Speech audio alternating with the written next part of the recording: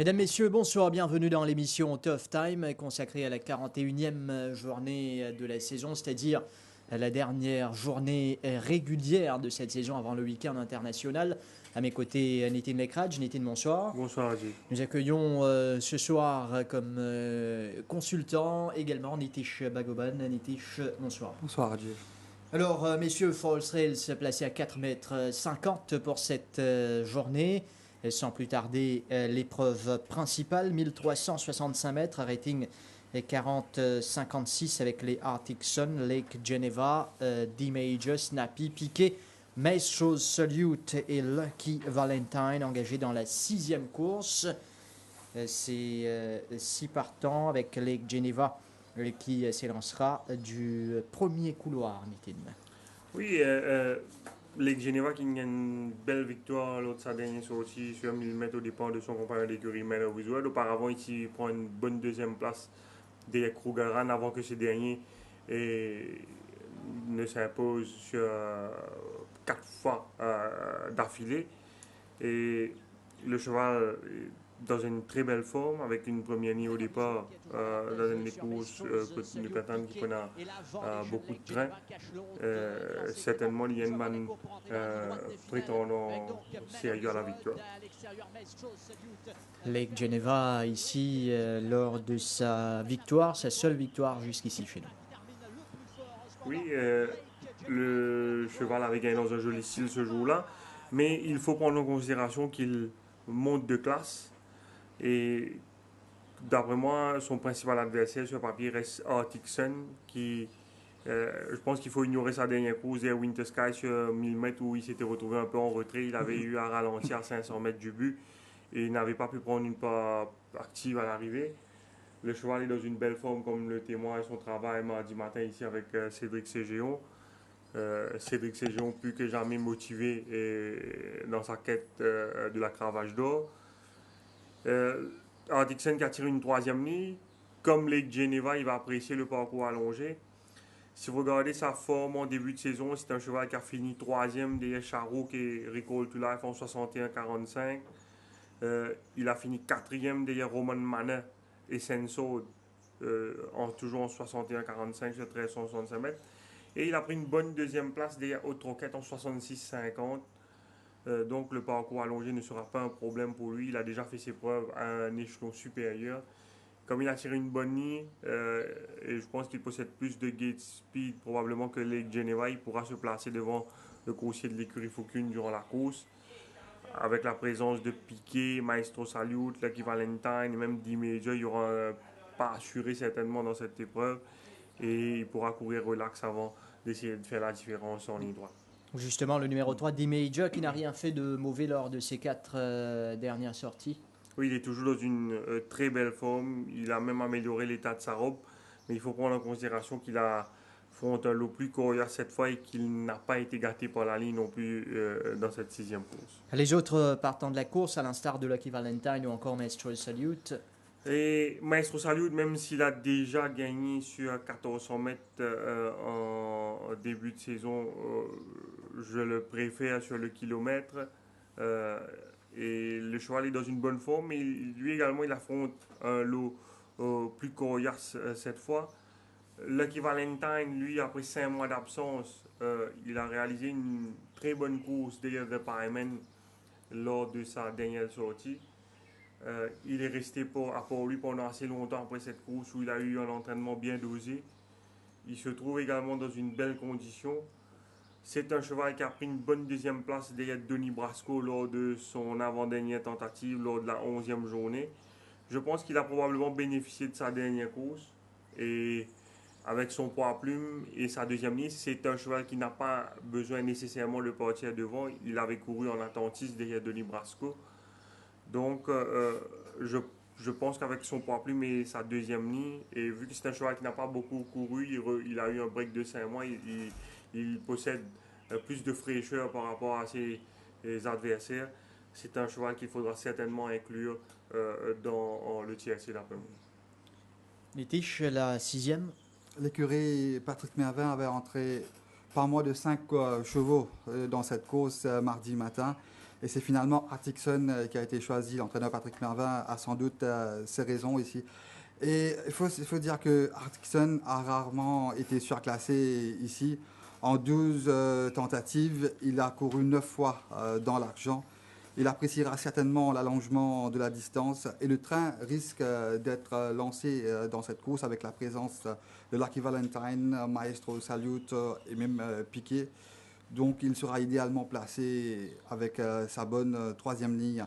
Il faut faire ressortir que lors de sa dernière sortie, c'est une course à ignorer.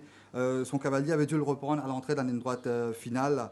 Et sa course de référence reste lors de son avant-dernière sortie, lors de la 35e journée, où il avait échoué à seulement 0,75 longueur de Kazesvor, qui est une référence sur le sprint au Champ de Mars.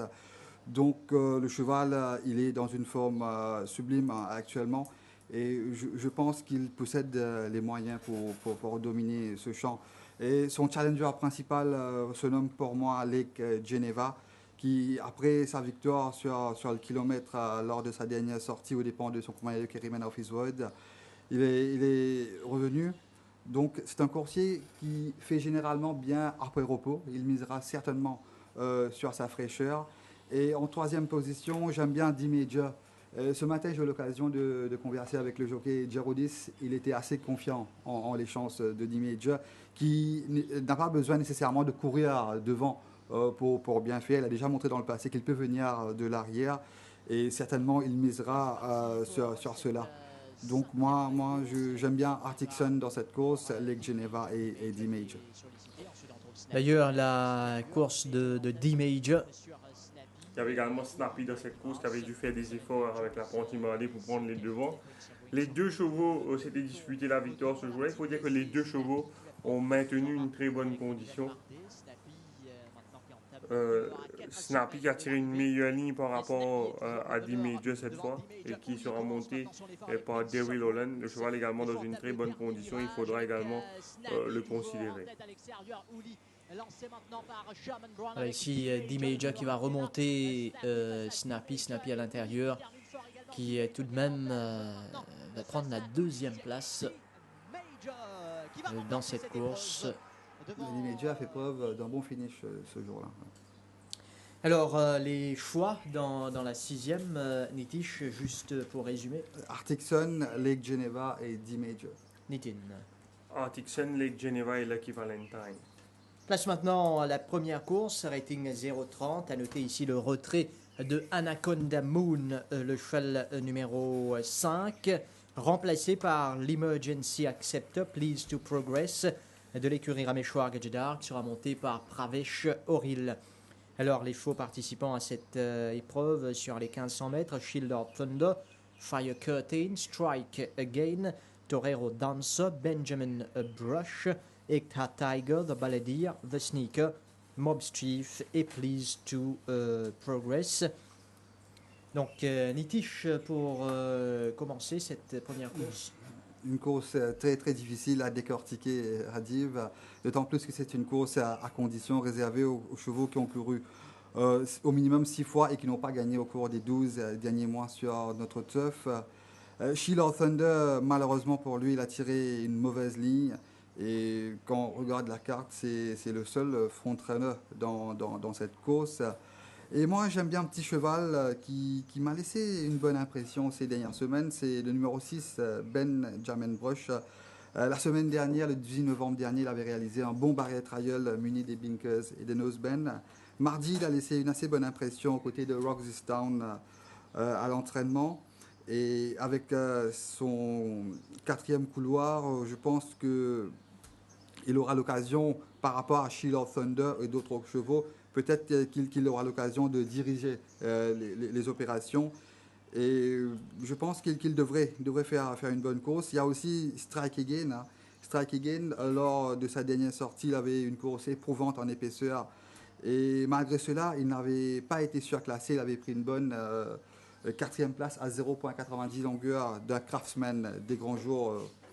Et aussi, je vais faire confiance à The Sneaker, qui m'a paru mieux dans sa peau. Il revient après un break. Et avec son lightweight et sa bonne ligne, il devrait faire une bonne course. Et sinon, Ekta Tiger est le cheval, je pense, qui a été le plus joué depuis l'ouverture des paris. Ici, la dernière participation de Strike Again. Ici, avec la toque jaune donc de Dinesh Souffol, il a dû contourner le peloton et on va voir Il n'a pas été surclassé pour la fin de course de Strike Again, Il y avait également juste dans les talons de Torero Torero Dancer qui Dancer. avait pris une bonne troisième place. Donc, oui, Nitish, vous nous disiez déjà. Et sinon, Ekta Tiger, hein, sa dernière course, il avait beaucoup tiré au tombeau malartic. Malgré cela, il a terminé à moins de longueur de Fidelis. Le cheval est dans une forme correcte en ce moment. Il a bien travaillé au training. Et je pense qu'il devrait faire l'arrivée. Voilà un peu cette première course toujours difficile, une fourchette de 0,30. Les courses à condition, Nitin.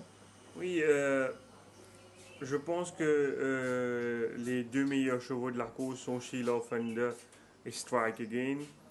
Sheila Offender, ses deux dernières courses doivent être ignorées, même son avant-dernière sortie où il aurait pu gagner et il avait été battu dans les derniers mètres par Double Dash et Win Power en 31-15. Il avait probablement démarré un peu tôt ce jour-là, sinon il aurait pu mieux faire. Lors de sa dernière sortie, son jockey avait été suspendu. Là, il se retrouve en 0,30 avec une décharge de 3 kg. Sa dixième ligne n'est pas un problème d'après moi. Si Mardi arrive à démarrer au bon moment, ce sera un gros danger d'après moi. Et puis il y a Strike Again, si vous regardez sa fiche, il y a quelques sorties de cela, il avait fini à deux longueurs de Winter Sky et Krugerrand sur 1500 mètres. Et je ne pense pas qu'à l'époque il était dans la forme qui est la sienne actuellement. Il est bien mieux au niveau de la condition. Et puis il y a une course où il finit quatrième à 1,60 de Torotino sur 1400. Sa dernière sortie des Craftsman est une bonne course sur 1400 mètres. Pas nécessairement à son avantage, il se retrouve en épaisseur, il n'y avait pas beaucoup de train dans la course. Il démarre au bas de la descente et puis il manque de ressources à la fin. Mais le cheval là, il est très bien, au top. 1500 mètres est plus à son avantage, il a tiré une meilleure ligne. Je pense qu'il faut le respecter. Torero Dancer retrouve graduellement ses marques, il a pris un bon départ, il négocie mieux les tournants. Sa 11e ligne est sans importance, même s'il avait tiré la première ligne, cela n'aurait rien changé parce qu'il a toujours, il serait toujours retrouvé en retrait.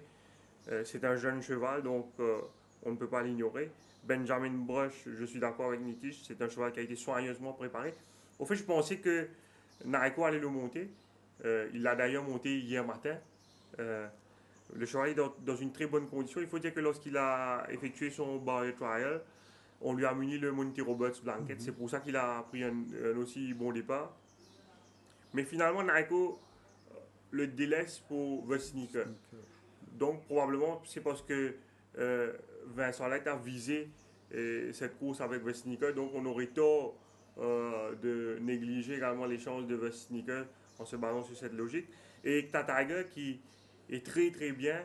Sa dernière course, il est une très bonne course parce qu'il a beaucoup tiré entre le poteau des 1200 et le poteau des 800. Et malgré cela, il a fini quand même à moins de 2 longueurs de Fidelis. Là, il courra sans les œillères. Donc, il sera plus relax durant le parcours.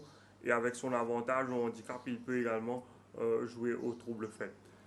Pour résumer, je vais accorder les meilleures chances dans cette épreuve à Strike Again devant Ekta Tiger et Sheila Offender. Alors, au niveau du poids des chevaux, ici dans la première course, plus 10 pour le numéro 9, The Sneaker, moins 7 pour le 4, Torero Dancer. Entre autres, à présent une pause publicitaire et nous allons y revenir pour cette émission.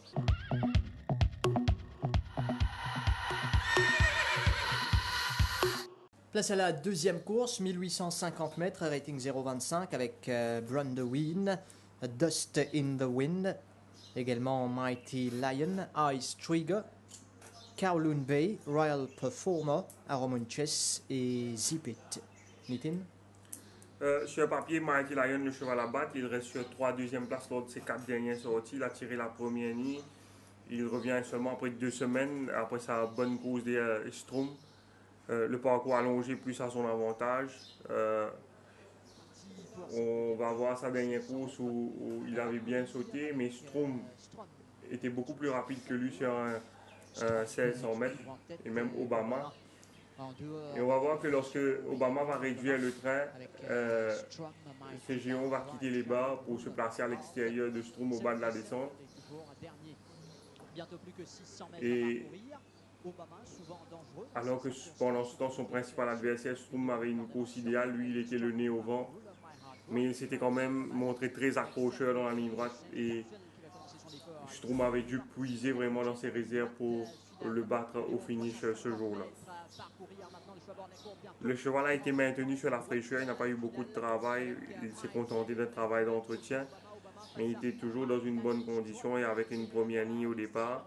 Je pense qu'il sera probablement derrière Kaolunbe durant le parcours. S'il ne tire pas trop, et il devrait être en mesure de signer sa première victoire ici au Champ de Mars. Son principal adversaire d'après moi sera Dust in the Wind, dont la dernière course doit être ignorée car il revenait après un break et il était retourné à l'écurie avec une boiterie. Le cheval a eu un entraînement méthodique à Floréal. Il n'a pas mal fait aux côtés de George Noble qui demeure un très bon track worker mardi matin. C'est un cheval qui a réalisé des bonnes courses en début de saison, même s'il n'a pas gagné, il n'a pas fini loin des vainqueurs. Il faut le respecter. Aistriga est très très bien. Malheureusement, il aura surmonté une 8e ligne. S'il arrive à trouver une bonne position durant le parcours, il faudra compter avec lui. Brandewin qui a été délaissé par Daryl Holland. Il a été décevant lors de sa dernière sortie, lors de la 37e journée des New Star, mais auparavant, dans une classe supérieure, en 36-20, il avait fini sur la même ligne que Ambassador Rex, derrière Pont d'Avillon, avec Niven Marley sur le dos. C'est un cheval avec lequel Hollande ne s'entend visiblement pas bien. Au niveau de la condition, il est bien. Il a tiré une bonne deuxième ligne. Et on ne sait jamais, avec Roland Boutani qui est à la recherche de son premier succès cette saison, on aurait tort de négliger ses chances. Et une petite chance d'outsider également à Kaolunbe, qui a pris une course sur sprint la dernière fois. Là, sur le parcours allongé, il devrait mieux faire. Et s'il se retrouve seul devant, il aura une chance de disputer l'arrivée. Les deux récents vainqueurs, Romonches et Zipit, ils se sont imposés dans un champ moyen lors de leur dernière sortie. Là, il affronte quand même un lot beaucoup plus coriace. Nitish. C'est vrai, hein, Mighty Lion se trouve actuellement dans une très bonne condition et l'allongement du parcours plaide en sa faveur. D'ailleurs, il descend de catégorie qui est encore mieux pour lui. Mais il faut faire ressortir que Mighty Lion sera à sa 11e sortie cette saison. Il a couru 2 semaines de cela. D'ailleurs, au training, il n'a pas été bousculé. Il a été maintenu sur sa fraîcheur. Il sera idéalement placé avec sa ligne en or. Et je pense qu'il possède des solides arguments à faire valoir dans cette course. Un petit cheval que j'aime beaucoup, c'est Brandewin. Il est vrai que Brandewin n'est pas un véritable track worker, mais il nous a paru dans une excellente condition durant la semaine. Et comme Nitin l'a fait ressortir, Olen peut-être ne l'aime pas, mais moi je pense que peut-être c'est une récompense pour Roland Boutani qui travaille très dur au sein de l'écurie Gajadar, que ce soit à Fort-Réal ou à Port-Louis. Et peut-être que l'écurie Gajadar sont confiants en les chances de Brandewin. D'ailleurs, il a tiré une 2e ligne et il descend une catégorie où il se sentira beaucoup plus à l'aise. Sa course de référence, comme Nitin l'a dit, c'est derrière Pont d'Avignon à seulement 1,90 longueur. Et je pense qu'il a sa chance dans cette course. Dust in the Wind, qui est toujours en maiden, il n'a jamais gagné, que ce soit en Afrique du Sud ou à Maurice, à la recherche de sa première victoire. Et au training, il a bien travaillé. D'ailleurs, hier matin, il a laissé une bonne impression. Sa dernière course doit être ignorée. Il était rentré à l'écurie avec une boiterie. Et je pense qu'il devrait être là avec sa bonne ligne et un Jim Cassidy, un excellent Jim Cassidy sur le dos. Et un petit cheval que j'aime bien, c'est Romonches. Il avait surpris plus d'un lors de sa dernière sortie. Il est vrai qu'il affronte un lot beaucoup plus coriace cette fois-ci. Mais mardi matin, il a laissé une excellente impression sur la selle de Wiggins au training. Et j'attends qu'il répète sa victoire lors de sa dernière sortie. Il devrait être dans le quartier. Et pour résumer le tout, je vais faire confiance à Mighty Lion, malgré que c'est sa 11e sortie cette année. Et sa bonne ligne plaide dans sa faveur. Derrière lui, je placerai Dustin The Win et Brand The Win comme outsider. La troisième course à présent, 1000 mètres, à rating 30-46. Ici, le retrait du cheval numéro 1, Man of His Word. Donc, on se retrouve avec Indaba My Children, le nouveau de l'écurie Pedro Red Tractor, Street Bouncer, Shanghai Kid et Supersonic Sam sont donc alignés. Finalement, 5 partants pour ce 1000 mètres dans la troisième course Nitish. Un petit champ est très tricky, comme on le dit. Et avec le retrait du numéro 1, Man of His Word, je pense que Indaba Malchiran aura une occasion en or de diriger les opérations et essayer de tenter un pillar to post. Lors de sa dernière sortie, s'était montré ardent, il a été sans ressources en ligne droite finale sous la conduite de Rai Jurawan. Il avait imprimé un pas d'enfer à ce jour-là qui a facilité les choses de Sénéchal. Et je n'ai jamais vu Indaba Malchiran aussi bien qu'il est actuellement.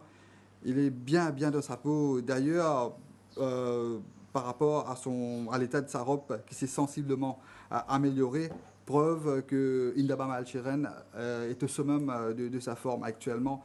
Et il a été principalement préparé à Floréal.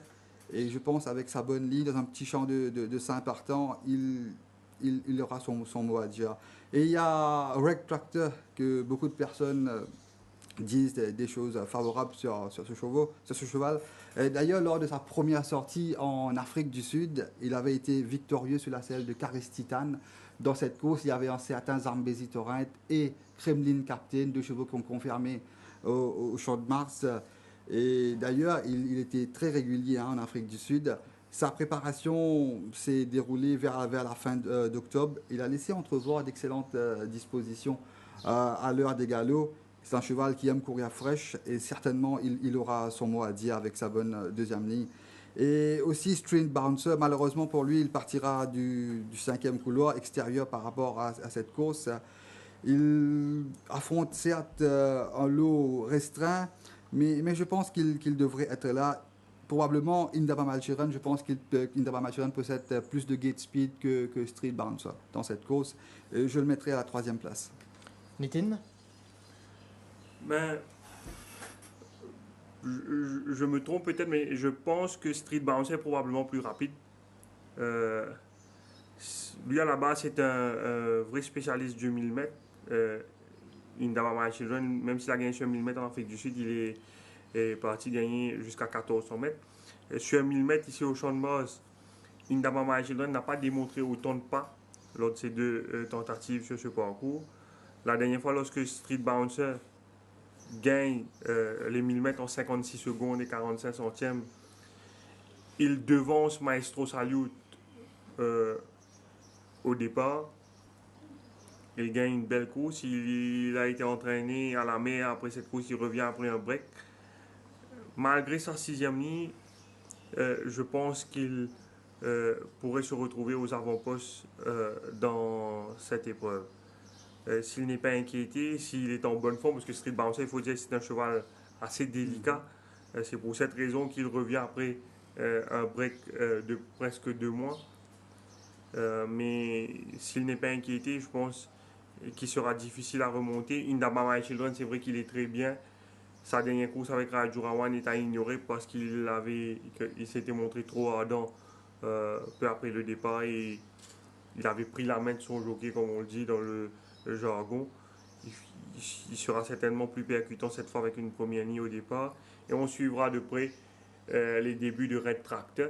Red Tractor qui n'a pas été bousculé à l'entraînement. Je ne pensais pas qu'il allait débuter cette année, mais il a progressé très rapidement au fil des galops.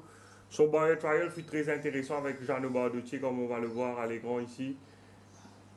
Un barrier trial où il s'est retrouvé à l'extérieur de Hasbud D. En 3e position, il y avait Kingdom Ski. On voit que c'est un cheval qui possède une belle action. C'est un cheval puissant. Et il avait fini son barré dans un joli style. Et il faut dire qu'il a progressé également sensiblement après cet exercice. C'est un cheval qui possède de la qualité, 2 victoires et 4 placés en haut sorti. Il a gagné sur 1000, mais également sur 1500 mètres, assez versatile. Dans ce champ, on aurait tort de négliger ses chances. Red Tractor, donc le numéro 3 et les chances du numéro 5 si jamais le train est rondement mené. Oui, à première vue, la distance n'est pas vraiment à son avantage, mais si jamais il y a un train d'enfer qu'il ne se retrouve pas trop décroché sur la partie initiale, il peut finir dans les combinaisons. Place à présent à la 4e course de la journée, 1500 mètres, rating 15-31 avec Archangel Michael, Don't Say Don't, Argo avec le premier couloir, La Fauché, Roman Express, Max Rapax, Rule of My Heart, Straight Jab, Fidelis et Kentucky Bluegrass, et qui en sera sa 2e sortie au Champ de Mars. Alors, Nitin? Écoutez, Argo, avant qu'il gagne lors de sa dernière sortie chez nous, dans un style vraiment impressionnant, il n'avait couru que 3 courses en Afrique du Sud. Il s'était placé en une occasion. Et donc, lorsqu'il a débuté chez nous, il a pris une très bonne 2e place derrière Captain's Bounty, qui avait survolé la course ce jour-là sur 1365 mètres. Le cheval a progressé après cette course et lorsqu'il a été aligné dans une classe supérieure face à Hancock Dynasty lors de sa sortie suivante, il a fait une bouchée de Hancock Dynasty. Il est parti devant et il a sprinté dans les derniers 400 mètres. Quand un cheval réalise ce genre de performance après seulement 5 courses durant sa carrière, ça doit être un cheval spécial d'après moi. Et je pense qu'il va encore progresser. Il est aligné dans une classe inférieure par rapport à sa dernière sortie. Il a tiré une première ligne. Franchement, on ne connaît pas vraiment ses limites. Et il a très bien travaillé mardi aux côtés de Wonderland. Il est très très bien et je pense qu'il sera difficile à battre. Argo le numéro 3 et le 6, Max Rapax. Sera probablement son principal adversaire. Il aura besoin de circonstances en sa faveur pour pouvoir taquiner le coursier de l'écurie Jean-Michel Henry. Max Rapax qui monte de classe et qui est aligné sur un parcours réduit par rapport à ses 2 dernières courses. Il avait gagné facilement la dernière fois, mais sans diminuer les mérites de Absalom. Il faut dire qu'il ne bat que Absalom ce jour-là, alors que Argo, lui, il gagne dans une classe supérieure face à Hancock Dynasty. Et sur papier, Argo reste le cheval à battre. Donc Argo, Max Rapax et les 2 autres pour la bonne combinaison. Je pense qu'il faudra inclure Straight Jab qui pourrait essayer de partir en tête dans cette épreuve. Et pour compléter le quartet, pourquoi pas Kentucky Bluegrass qui est apparu en progrès avec l'apport des Sidewinkers. Nitish, votre opinion? Argo, c'est vrai, hein, c'est comme Tin a dit, c'est un cheval spécial. Et d'ailleurs, c'est un cheval qui pour moi est taillé pour la piste du Champ de Mars, d'autant plus qu'il possède du pas. Il possède aussi un bon finish. Il a déjà gagné à l'avant, comme lors de sa dernière sortie. Et d'ailleurs, mardi matin, comme on le voit dans le film, il a travaillé avec beaucoup d'aisance à l'intérieur de Wonderland. Il donne l'impression qu'il a encore progressé par rapport à sa dernière sortie. Et je pense qu'il sera difficile à battre dans cette course. Max Rapace, c'est vrai, il a maintenu sa bonne forme. Il partira lui aussi d'une ligne intérieure et il sera à sa 8e sortie cette saison. Mais je pense que Argo est un bien meilleur cheval que lui. Et un petit cheval qui m'a tapé dans l'œil au training, c'est Rule of My Heart. Je l'ai vu mieux par rapport à ce qu'il était lors de ses précédentes tentatives. Et il a fait du maintenance work au training avec sa bonne 2e ligne. Je pense qu'il devrait être dans le tiercé. Le 7, Ruler of My Heart. On va quitter cette 4e course pour nous intéresser maintenant à la 5e 1000 mètres. rating 45-61 avec Censored, Adeste Fidelis, Always Flirting. Il y a également Winter Sky aligné, monté cette fois-ci par Cédric Sévgion, Cashflow, Adria Zulash et Robbie King confié à Swapnil Rama dans la 5e course. Nitish. Un petit champ qui, je pense que cette course va être très tactique. Robbie King avait tiré la première ligne dans l'épreuve principale. Son entraîneur a préféré le faire courir sur 1000 mètres, qui n'est pas forcément sa distance de prédilection. Je pense qu'il a été délaissé au profit de Winter Sky par Ségion, qui s'était trompé la fois dernière. Et Winter Sky, il revient après sa belle victoire lors de sa dernière sortie. Et s'il est vrai, il monte légèrement de catégorie. Il donne l'impression, ce cheval, d'avoir retrouvé ses marques en cette fin de saison. Et il était irrégulier avant. Et 2 victoires, 4 placés en 8 sorties. Sur sa forme actuelle, je pense qu'il peut réaliser la passe de 2. D'autant plus que, mis à part Always Floating, c'est le seul front-runner confirmé dans cette course. Il faut faire ressortir aussi que la dernière fois, il avait fourni beaucoup d'efforts pour prendre la tête, et ce n'est qu'à partir du poteau des 600 mètres qu'il a eu l'occasion de diriger le peloton. Et on connaît la suite, il a accéléré merveilleusement bien, et c'était uniquement Adeste Fidelis qui avait refait du terrain sur lui. Et il y a aussi Sunsword qui a été soigneusement préparé par l'entraîneur Ricky Mengard. Il revient après un repos de 2 mois. Il est dans une condition nettement améliorée, comme le démontre d'ailleurs l'état de sa robe qui s'est bien amélioré. Et je pense qu'il est proche de sa forme optimale. Il devrait bien évidemment jouer les premiers rôles, d'autant plus qu'il compte 2 victoires sur les kilomètres en Afrique du Sud, le kilomètre demeure peut-être sa distance de prédilection. Et il y a aussi Adeste Fidelis qui a été délaissé par le jockey Sherman Brown. Et je pense qu'avec la présence de Winter Sky, même Always Floating, il aura du pas dans cette course. Il faudra l'inclure dans les combinaisons, malgré le fait que ce n'est pas le choix de Sherman Brown. Et Adeste Fidelis sera à sa 10e course cette année, probablement sa dernière course de la saison 2014. Et il n'a pas encore gagné cette année, peut-être l'occasion idéale pour lui, d'autant plus que Parvé Choril, les doublures lui sourit ces derniers temps chez l'écurie Paul Foucault. Alors, une 5e épreuve. Robbie King, il est vrai qu'ici à Maurice n'a pas fait ses preuves sur 1000 mètres, mais c'est un cheval qui compte 5 victoires sur la distance en Afrique du Sud. Oui, lorsqu'il est venu à Maurice, il était réputé pour être un spécialiste du kilomètre. Sur le sable. Ouais, et en ligne droite, il avait couru principalement en ligne droite en Afrique du Sud. Le cheval est dans une très bonne condition, aussi bien que Winter Sky, mais le cheval à battre sur papier reste Censored. La course référence reste la course disputée lors de la 19e journée, la 3e course, quand Twitter avait établi un nouveau record pour le kilomètre. Dans cette épreuve, Censored avait taquiné Twitter avec 61,5 kg sur le dos. Il avait fini à moins d'une longueur du coursier de l'écurie Foucault. Dans cette même épreuve, Adeste Fidelis avait pris la 3e place avec Dinesh Chouful en selle.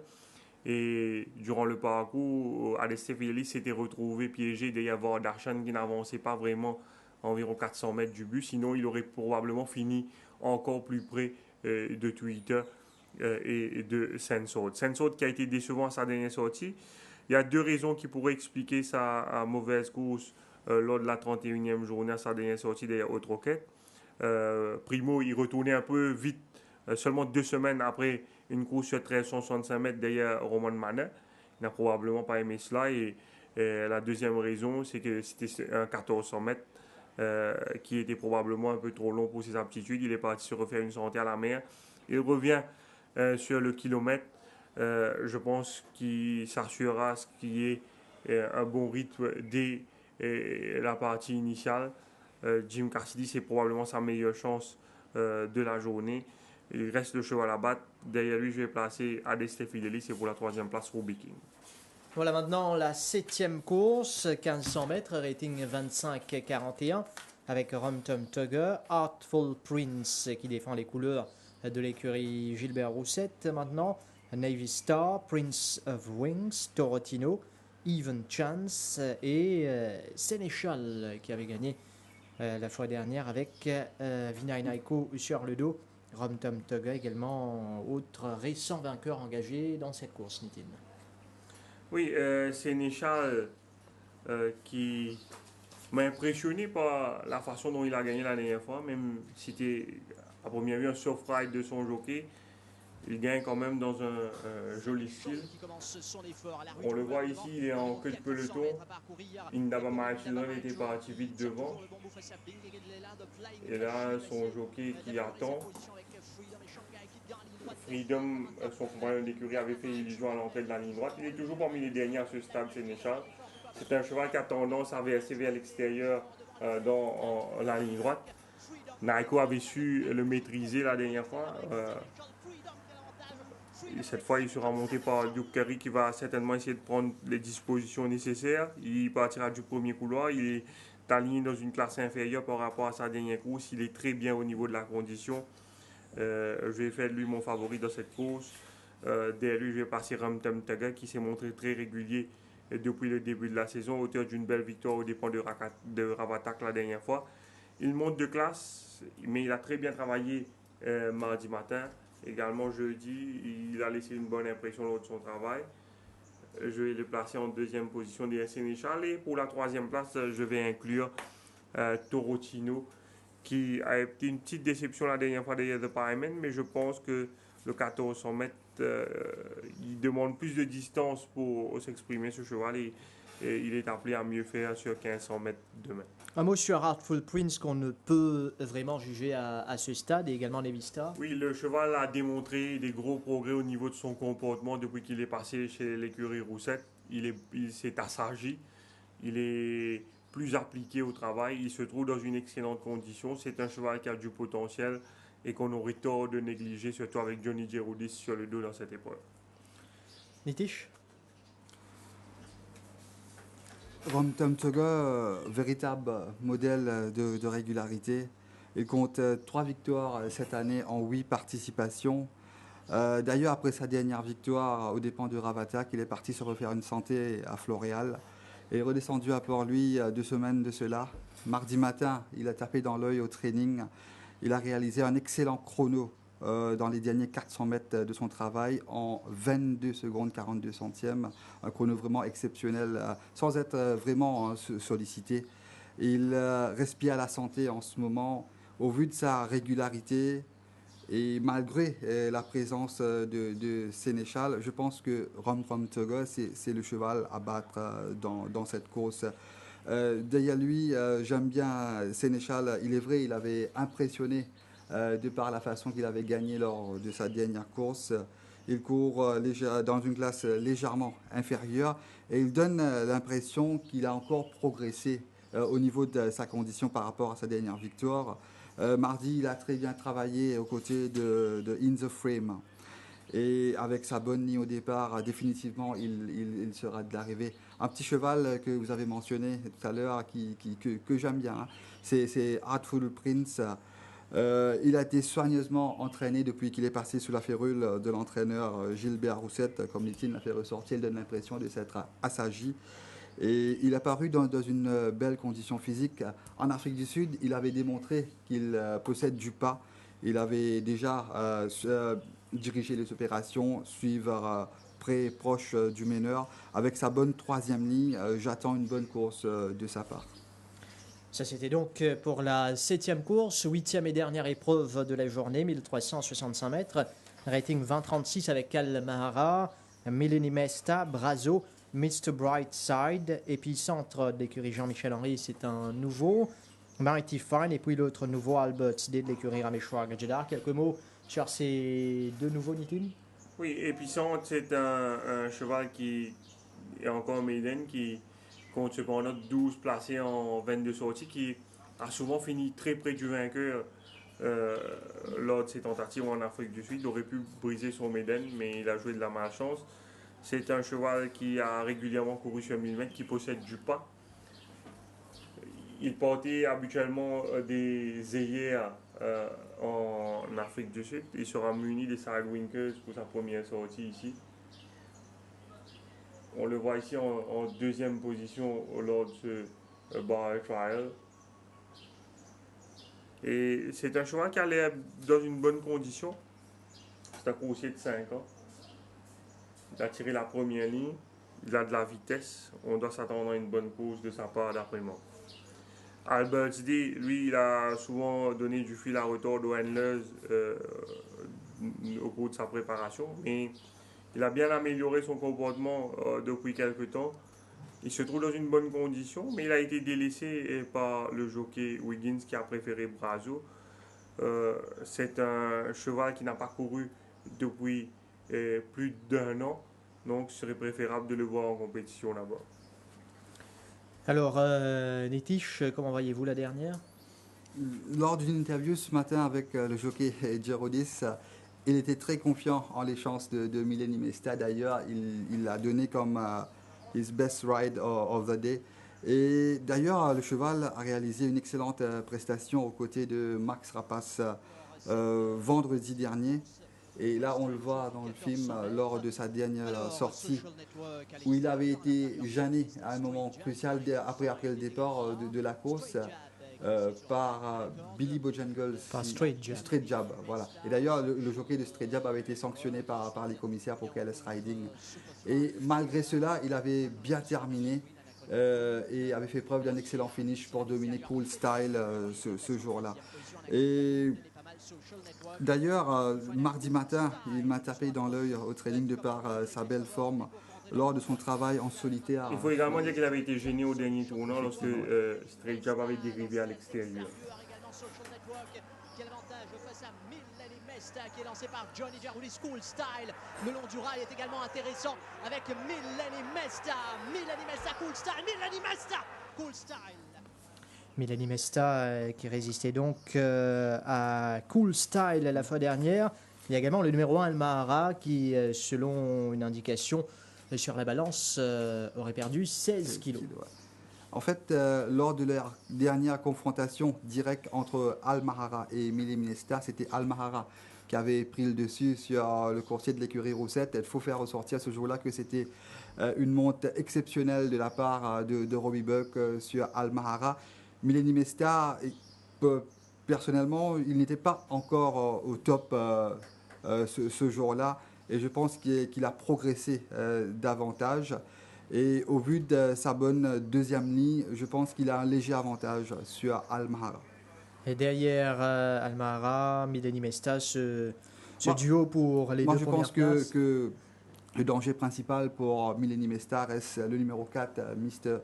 Broadside, qui avait démontré un joli pas initial lors de son avant-dernière sortie où il a été battu par Hancock Dynasty. Lors de sa dernière tentative, c'est une course à ignorer, du sang avait été décelé dans sa trachée et il avait fini loin de Ramdram Tuga à 15 longueurs et quelques. Il a laissé une belle impression à l'entraînement, il est en progrès et je pense qu'avec sa quatrième ligne et sa langue attachée pour la première fois, il sera probablement en tête de la course. Et tout dépendra du nombre de victoires entre Cégéon et Gerodis. Je pense que si Cégéon voit que cette dernière course, il a une bonne chance. Je pense qu'il va faire tout son possible pour vaincre ce lot. Il faut faire ressortir que lors de la dernière journée de la saison 2013, Cédric Cégéon avait gagné 4 courses ce jour-là. C'est un jockey qui fait généralement le bien en fin de saison. Et je pense que Mr. Brightside devrait être de l'arrivée. Nitin, les choix dans la dernière. Millennium Mesta, Mr. Brightside et Pisson. Voilà, pause publicitaire à présent. Et puis juste après, nous allons rejoindre Kamlesh Rajkumar pour les entraînements à Floréal. Et bien sûr, nous allons revenir sur ce plateau pour les choix.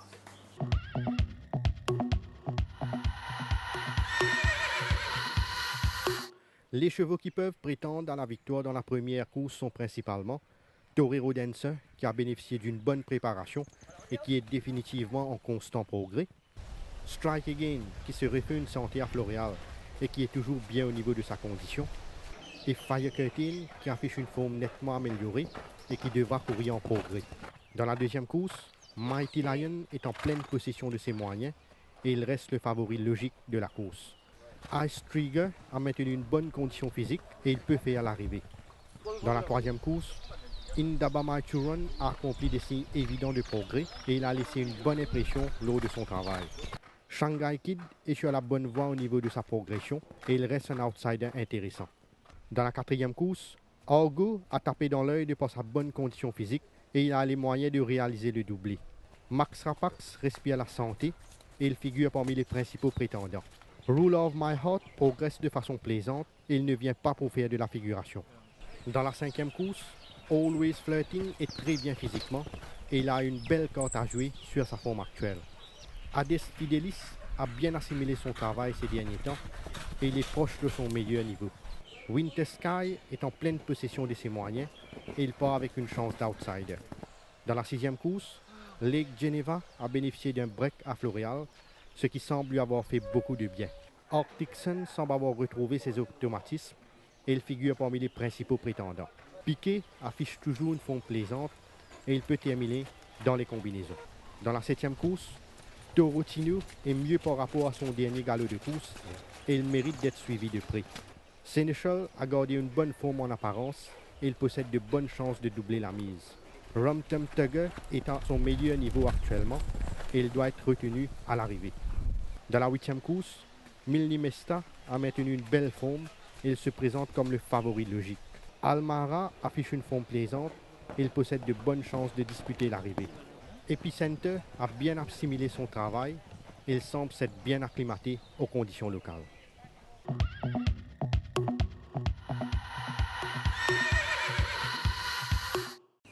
Retour sur le plateau avec les choix maintenant dans cette émission. Nous allons débuter avec la première course sur 1500 mètres à rating 0,30. Nitin, les choix? Strike Again, Ekta Tiger et Shiloh Fender. Nitish. Benjamin Brush, Ekta Tiger, The Sneaker. La deuxième épreuve, 1850 mètres à rating 0,25. Les choix de Nitin. Mighty Lion, Dust in the Wind, Brand the Wind. Nitish. Mighty Lion, Dust in the Wind, Brand the Wind.